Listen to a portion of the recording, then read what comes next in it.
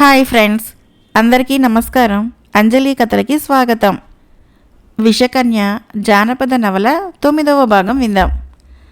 అక్కడ భోగపురాధీశ్వరుడైన శంభునాథుడు కుమార్తె మణిమేకల వల్ల తన కుటుంబానికి రానై ఉన్న అపకీర్తిని తలుచుకొని రోజురోజుకి అధః పాతాళానికి అణిగిపోతున్నాడు. అంతేగాక ఆమె రాణివాసంలో అడుగుపెట్టక, ఆమె ముఖం చూడక ఆమెపై అపరిమితమైన ఆగ్రహాన్ని కలిగి ఉన్నాడు. రాఘవల్లి తన యుక్తి ప్రతాపాలెన్ని ప్రయోగించినా యువరాణి రహస్యాన్ని తెలుసుకోలేకపోయింది. ఆమె 1000 కళ్ళ కనిపెట్టి ఉన్నా ఆ కళ్లకు మైకం కలిగించి యువరాణి ప్రతి రాత్రి రాణివాసాన్ని వదిలి వెళ్ళిపోవటమో, తిరిగి తెల్లవారక ముందొచ్చి అంతఃపురాన్ని చేరటమూ జరుగుతూనే ఉంది. దుర్భేద్యమైన ఈ అంతఃపుర రహస్య విషయము ఇంతవరకు రాఘవల్లికి, మహారాజుకి తప్ప అన్యులకు తెలపబడకుండా గుట్టుగా ఉంచబడింది. అయితే అలా ఎంతకాలం జరగాలి? ఆమె దుర్నడవుడిని అరికట్టి అంతఃపుర గౌరవాన్ని నిలబెట్టడమెలాగా అన్నదే శంభునాథ ప్రభువుని ప్రస్తుత సమస్య. ఆమె ప్రశ్నకు బదులు చెప్పి ఆమెను వివాహమాడగల వరుడు తిరిగి ఒక్కడూ రాలేదు. ఎలా వస్తాడు? 101 మంది సుప్రసిద్ధ రాజకుమారులు విషకన్య చేతిలో హతులైనప్పుడు ఇంకా ఎవరు చావుకు సిద్ధమవుతారు? అందుచేత మహారాజు ఆమె వివాహ విషయంలో ఆశని ఏనాడో వదులుకున్నాడు. కానీ ఆ ఘోరాన్ని మించిన మరొక పరిస్థితిని ఎదుర్కొనవలసిన గడ్డు సమయం వచ్చింది మహారాజుకి. రాజకుమార్తెను ఈ దుర్నీతి నుంచి కాపాడి రాజవంశపు గౌరవాన్ని నిలబెట్టుకోవటమా, లేక ఆమె రహస్యాన్ని భేదించి ఆమె దుశ్శీలం రుజువు కాబడ్డప్పుడు ఆమె తన ఏకైక పుత్రి అన్న విషయాన్ని పాటించకుండా ఆమెకు తగిన శిక్ష విధించడమో, రెండింటిలో ఏదో ఒకటి జరిగించడమే మహారాజుకి ముఖ్య కర్తవ్యమైంది. అందుకు రాఘవల్లి చెప్పిన దాన్ని తన కళ్ళతో స్వయంగా పరిశీలించిన తర్వాత గాని కర్తవ్యాన్ని ఆలోచించకూడదని తనలో నిర్ణయించుకున్న మహారాజు ఒకనాటి అర్ధరాత్రి సమయంలో మారువేషాన్ని ధరించి రాణివాసంలోకి ప్రవేశించబోగా అక్కడి కావలివారు అతడి మహారాజుని తెలియక నిరోధించారు. అప్పుడు వారికి నమ్మిక కలిగించి ఒకానొక కార్యార్థమై తాను అర్ధరాత్రిని రాణివాసంలోకి ప్రవేశించవలసి వచ్చిందని వారికి చెప్పి లోపలికి పోయాడు. క్రమంగా రాణివాసపు 7 పహరాలని అదేవిధంగా దాటి యువరాణి మందిరాన్ని చేరాడు. ఆ మందిరంలో తానెవరికంటా పడకుండా ఉండేలాగున ఒక నిలువుటద్దం మాటున నక్కి ఉండి ఆ మందిరంలో ఏం జరుగుతుందో, జరుగుతున్న విషయాలన్నింటినీ గమనిస్తూ ఉన్నాడు. అప్పటికింకా ఎవరూ నిద్రపోలేదు. రాఘవల్లి అందరి దాసీల కంటే మరింత ఎక్కువగా యువరాణిని అంటిపెట్టుకుని తిరుగుతుంది. మణిమేకల అంతవరకు చెల్లెలందరితో కలిసి ఆటపాటలతో గడిపి కొంతసేపు వీణాగానాన్ని సలిపి ఆ తర్వాత చెల్లులందరికీ పడకలకి అనుజ్ఞ ఇచ్చి తాను తనకై ఏర్పరచబడిన మృదువైన పాన్పు మీద పడుకుంది. రాఘవల్లి తన మామూలు అలవాటు ప్రకారము యువరాణికి పక్కగా తన పక్కను అమర్చుకుంది. కానీ నిద్రపోకుండా మణిమేకల చర్యలను బహుజాగ్రత్తగా కనిపెడుతూ ఉంది. యువరాణి తన వైపు చూసినప్పుడు మాత్రము కళ్ళు మూసుకొని నిద్రలో ఉన్నట్లు నటిస్తూ ఏమాత్రమూ కదలిక వినిపించినా తిరిగి కళ్ళు విప్పు చూస్తూ బహుజాగ్రత్తగానే ఉంది.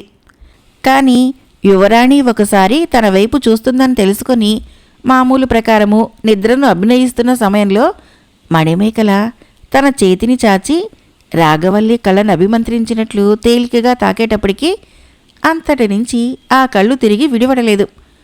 మత్తుమందు చల్లినట్లు రాఘవల్లి ఒళ్ళు తెలియకుండా నిద్రాముద్రితురాలైంది. మాటు నుంచి ఈ సమాచారాన్ని అంతటినీ గమనిస్తున్న మహారాజుకి క్రోధాగ్ని రగులుకుపోతున్నది. అయినా అతను తొందరపడలేదు.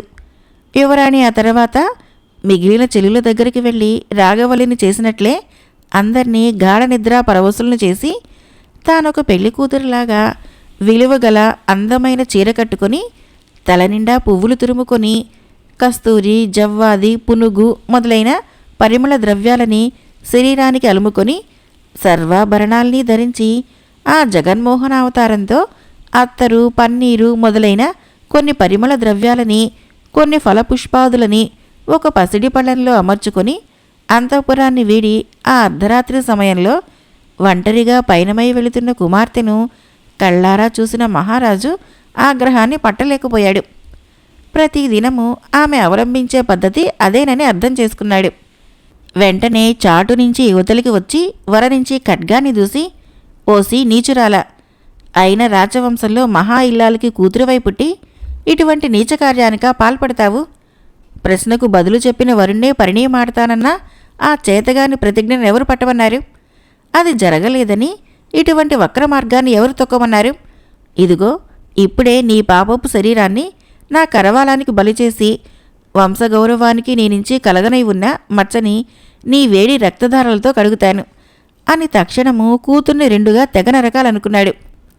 కానీ వెంటనే, చి, ఇటువంటి నీచురాలి మొక్క నేను చూడను, నా పవిత్ర ఖడ్గాన్ని అపవిత్రం చేయను అని తనలో అనుకొని తక్షణము ఉద్రేకాన్ని అణుచుకున్నాడు. మణిమేకల ఎటుపోతుందో చూడాలని రహస్యంగా 4 అడుగులు ఆమెను అనుసరించాడు. మొదటి ద్వారమైనా చేరక మునిపే ఆమె అక్కడి అంధకారంలో మటుమాయమైంది. ప్రహరీ గోడను దూకి అవతల పడిందో లేక తన ఉనికిని గ్రహించి ఎక్కడైనా దాగిందో మహారాజుకి అర్థం కాలేదు. మరికొంతసేపు పరిసర ప్రాంతం అంతటినీ గాలించాడు. కానీ ఆమె కనిపించకపోవటం వలన తన అజాగ్రత్తను తానే నిందించుకొని పట్టలేని ఆవేశంతో నిజభవనానికి మరలిపోయాడు. కానీ మిగిలిన ఆ రాత్రంతా కంటికి కునుకురాక అతని హృదయము మహాకల్లోలమైంది. పర్వతాలు బద్దలైనట్లు, సముద్రాలు పొంగుతున్నట్లు, ప్రపంచానికి ప్రళయమే ఆసన్నమైనట్లు అంతటా బీభత్సం చెలరేగింది. మహాబుద్ధిమంతురాలని, మేధావి అని జగద్విఖ్యాతి పొందిన దానిక ఇటువంటి వక్ర మార్గము? అవురా, మణిమేకల ఇటువంటి నీచురాలైతుందని కలలోనైనా ఎంచలేదు. కూతురు ఈ అవినీతి కార్యానికి స్వర్గధామంలోని మహారాణి మనస్సు ఎంతగా క్షోభిస్తుందో కదా. లేక లేక కలిగిన ఏకైక వరపుత్రిక అని మురిశాను. లోకైక సుందరి అని, లోకోత్తర గుణవతి అని లోకులు చెప్పుకోవడం విని నా జన్మ ధరించిందనుకున్నాను. పెళ్లి లేకపోతే మానే ఇటువంటి అవినీతి మార్గాన్ని ఏ తండ్రి సహించగలడు? అర్ధరాత్రి చెలులకు మైకం కలిగించి అంతఃపురాన్ని వదిలి వెళుతుందా? నేర్చిన విద్యల్ని ఇటువంటి దుర్నీతికి వినియోగిస్తుందా? సరి, విషయం తెలుసుకున్నాక ఉపేక్ష చేయటం దేనికి? అది నా కూతురు కాదు, నేను దానికి తండ్రిని కాను అన్న నిశ్చయంతో మర్నాటి ఉదయము మహారాజు మంత్రిని రావించి, సుబుద్ధి, యువరాణి మణిమేకలకు తక్షణము శిరచ్ఛేదనం చేయించు, ఇది నా ఆజ్ఞ అన్న మణుగురాళ్ల వంటి మహారాజు మాటలు హఠాత్తుగా వినిన మంత్రి తెల్లబోయి చేష్టలుడికి నోట మాట రాక క్షణకాలము శిలాప్రతిమలా నిల్చొని అనంతరము, ఇదేం ఘోరం ప్రభు, బుద్ధిమతి మణిమేకలాదేవిగా మరణశిక్ష అని ఆశ్చర్యంతో అడిగాడు. అవును, ఆమెకే. చేసిన నేరం తెలుసుకోవచ్చా అని మంత్రి అడిగిన దానికి మహారాజు కొంచెం ఆలోచించి, ఆమె చేసిన నేరం ఎవరికీ తెలపకూడదనుకున్నాను. కానీ నీకు తెలపకుండానే నేను ఇంతవరకు ఏ కార్యాన్ని చేసి ఉండలేదు. కనుక మణిమేకలాదేవి అంతఃపురంలోని రహస్యం చెబుతున్నాను విను అని మహారాజు రాగవల్లి తనకు వార్త తెచ్చింది లగాయితూ అంతవరకు జరుగుతున్నది గత రాత్రి తాను రాణివాసంలో కళ్ళారా చూసింది మంత్రికి విపులంగా చెప్పిన తదుపరి, అర్థమైంది కదా, మణిమేకల జరిగించే అవినీతిని రుజువు చేయటానికి ఇంతకంటే ఏం నిదర్శనం కావాలి? ఇందుకు విచారణ అవసరం లేదు, పంచాయతీతో నిమిత్తం లేదు, నేను స్వయంగా చూసింది చాలు. చాలదు ప్రభు. చాలదా? ఏమిటి చాలదు? యువరాణిని శిక్షించటానికి తమరు విన్నది కానీ చూసింది కానీ చాలదు. ప్రభువులకి ఎదురు చెబుతున్నందుకు క్షమించాలి అని మంత్రి చెప్పిందానికి మహారాజు మరింత తలక్రిందులైనాడు.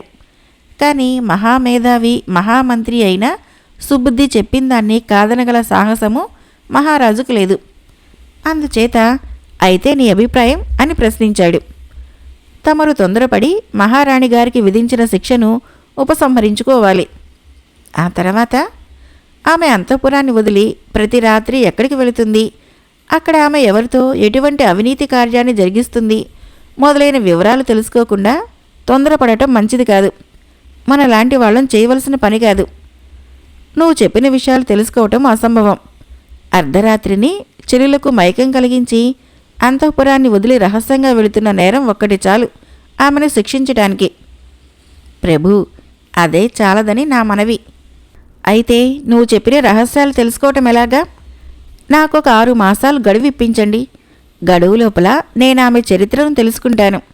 ఆమె నేరస్తురాలైతే తమరప్పుడే తగిన శిక్షను విధించవచ్చు. సరే, మంత్రి మాటను అతిక్రమించానన్న అపనింద నాకెందుకు? గడువు లోపల అసలు రహస్యం నీకే తెలుస్తుంది. యువరాణి శిక్షార్హురాలని నువ్వే చెబుతావు. చూస్తాము గదా ప్రభు. గడువు లోపల తమరిందును గురించి మాత్రము నన్ను ఎటువంటి ప్రశ్నలు వేయకూడదు. యువరాణి మామూలు స్వేచ్ఛకు ఎటువంటి అంతరాయము కలిగించకూడదు. నువ్వు కోరిన ప్రకారం చేయటానికి నాకెటువంటి అభ్యంతరము ఉండదు అని రాజు మంత్రి ఒక విధమైన ఏర్పాటుకు వచ్చారు. ఆ ఏర్పాటు మహారాజుకి మంత్రికి తప్ప ఫాలాక్షుడికైనా తెలియదు. ఎవరి నిత్యకృత్యాల వాళ్ళు యథాప్రకారంగానే ఉంటున్నారు.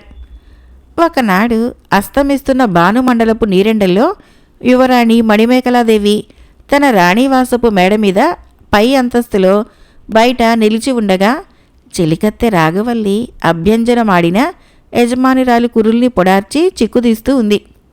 రాజమార్గాన పోతూ ఒక బికారి వేషంలో ఉన్న వ్యక్తి చేసే వింత చర్య మీద పడింది యువరాణి దృష్టి. ఆమె అంతటితో ఊరుకోక దారిన పోతున్నవాడి ఆ వింత చర్యను చెలికత్తెకు కూడా చూపించి, రాగవల్లి చూసావటే ఆ మార్గస్థుడు చేస్తున్న వింత చర్య అనటం వలన రాగవల్లి చేతిలోని పనిని నిలుపు చేసి తాను కూడా రాజమార్గం వైపు చూసింది. సుమారు 25 ఏళ్లవాడు, చింపిరి జుట్టు, చిరిగిన గుడ్డలతో భుజానికో చిన్న సంచి తగిలించుకొని ఎవరూ చెప్పనవసరం లేకుండానే వాడొక బిచ్చగాడన్న భావాన్ని కలిగిస్తున్నాడు. చూచేదేముందమ్మా, ఎవడో బిచ్చగాడు అంది రాగవల్లి. బిచ్చగాడే లేవే, వాడు చేస్తున్న పని గమనించు. ఏం చేస్తున్నాడు? నేల మీద ఏడో తవ్వుతున్నాడు. వాడి ముఖభావాలు చూడు, ఎంత తీవ్రంగానూ ఎంత క్రోధంగానూ ఉన్నాయో. తాగినవాడే ఉంటాడు, బాట మీద ఎందుకలా తవ్వుతాడు? నేనంతా గమనిస్తూనే ఉన్నాను.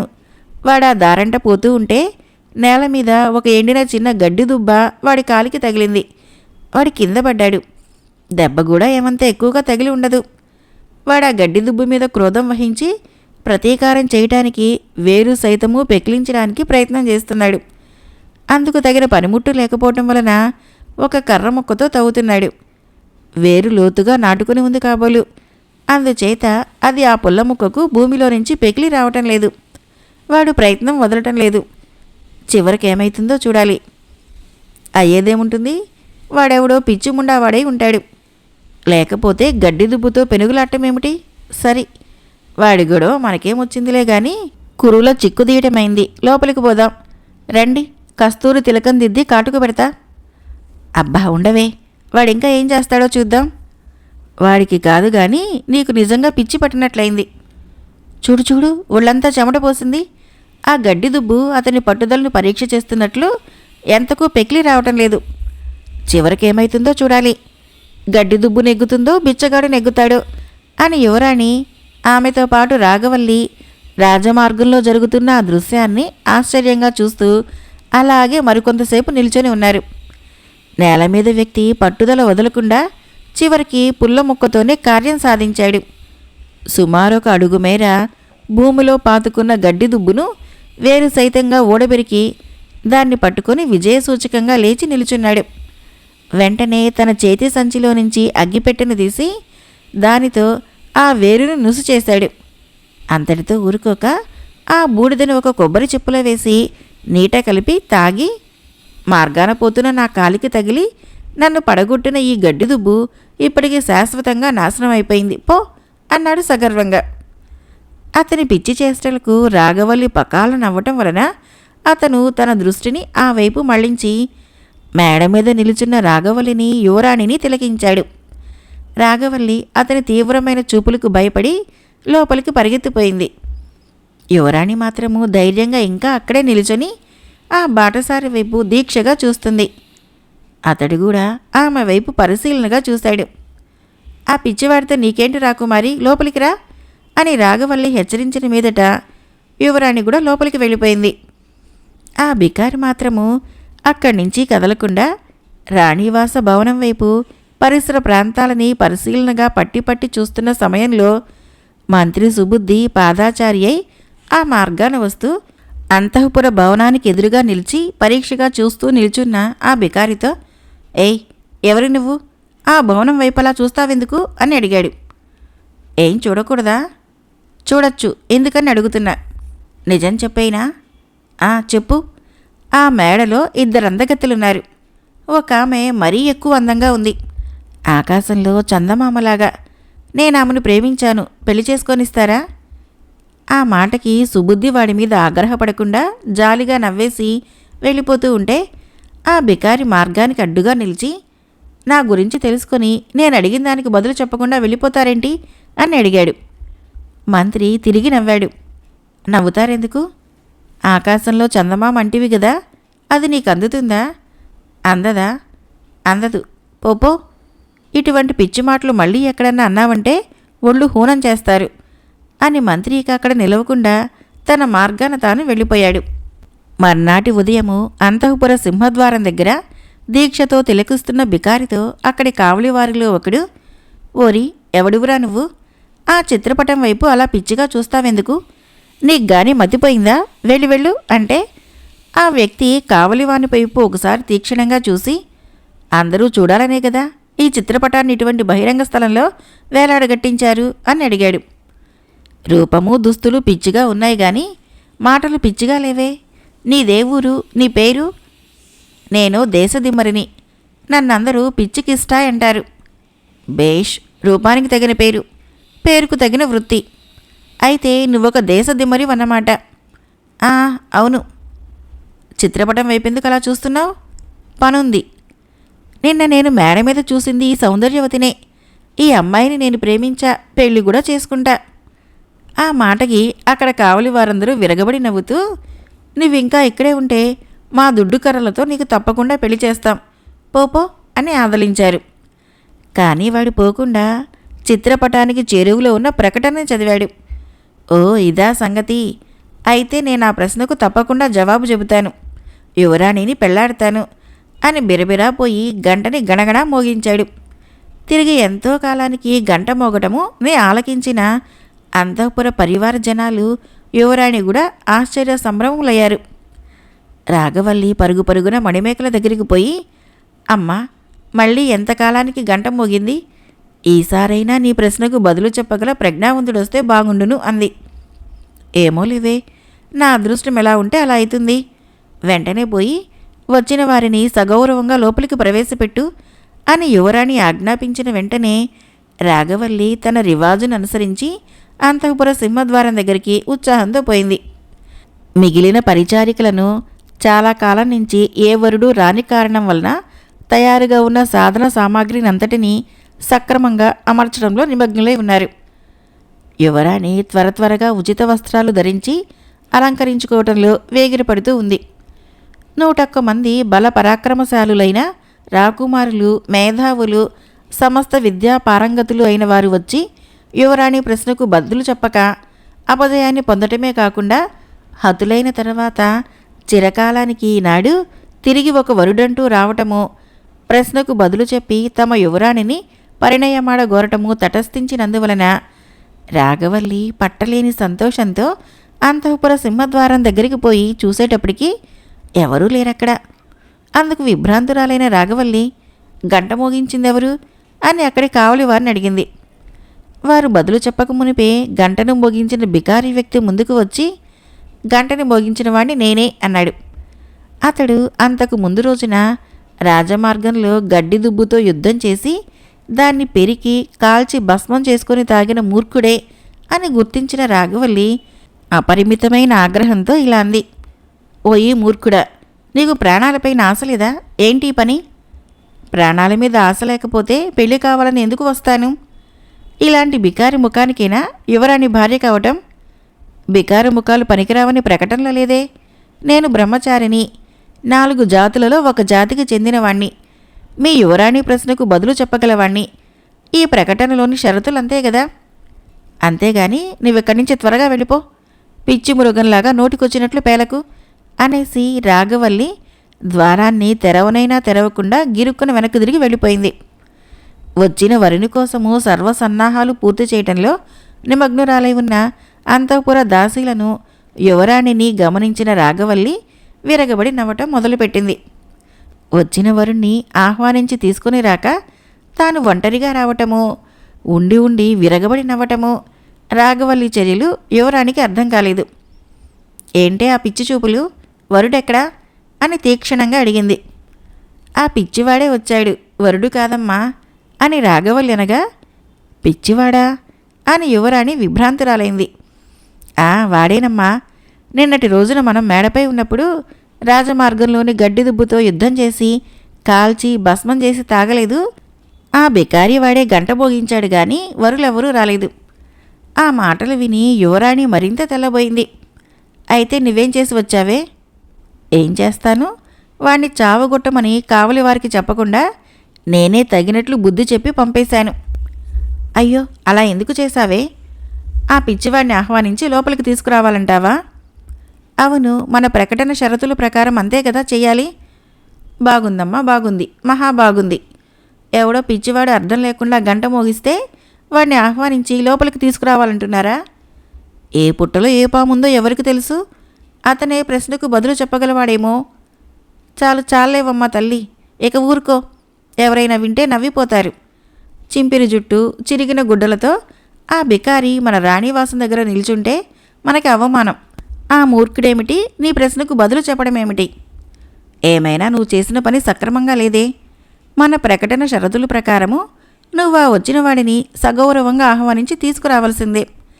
అలా జరిగించకపోవటము మన ఏర్పాటుకు భిన్నం. ఇప్పుడైనా పోయి తక్షణం ఆ గంట మోగించిన వారిని సగౌరవంగా లోపలికి ప్రవేశపెట్టు. మారు మాట చెప్పొద్దు అని యువరాణి కఠినంగా ఆజ్ఞాపించినందువలన రాఘవల్లి చేసేది లేక తమ యువరాణికి మతిపోయి ఉంటుందనుకొని తన ధర్మాన్ని తాను నెరవేర్చడానికి వెళ్ళింది. కానీ అక్కడ ఆ గంట మోగించిన బికారి లేడు. అతని గురించి కావలి వారిని అడగ్గా వాడప్పుడే ఎటో వెళ్ళిపోయాడని వారు చెప్పారు. పీడా వదిలిపోయిందని రాఘవల్లి తనలో తానే సంతోషపడుతూ తిరిగి యువరాణి మందిరానికొచ్చి జరిగిన విషయం చెప్పింది. అందుకు మణిమేకల విషాదంతో ఒక నిట్టూర్పు విడిచి, ఇటువంటి పొరపాటు ఇంకెప్పుడు చేయకు. వచ్చి గంట మోగించిన వారెవరైనా సరే అవమానించక వారిని గౌరవంగా లోపలికి తీసుకుని రావాలి అంది. సరేనమ్మా, అలాగే తీసుకొస్తాం. మాదేముంది, యువరాణి గారి ఆజ్ఞలు పాటించడానికే కదా మేమిక్కడున్నాము అనేసి రాఘవల్లి ఇక అక్కడ నిలవకుండా ఉదాసీనతతో వెళ్ళిపోయింది. రాఘవల్లి వెళ్ళిపోయిన తర్వాత యువరాణి మణిమేకల ఒంటరిగా కూర్చొని చిత్రలేఖనానికి అవసరమైన సాధన సామాగ్రిని ముందర పెట్టుకుని దేనినో చిత్రించడానికి ఉపక్రమించింది. విషకన్య జానపద నవల 9వ భాగం సమాప్తం. ఫ్రెండ్స్, నా కథలు నచ్చినట్లయితే మన ఛానల్ని తప్పకుండా సబ్స్క్రైబ్ చేయండి, లైక్ చేయండి, షేర్ చేయండి, కామెంట్ చేయండి. Thank you.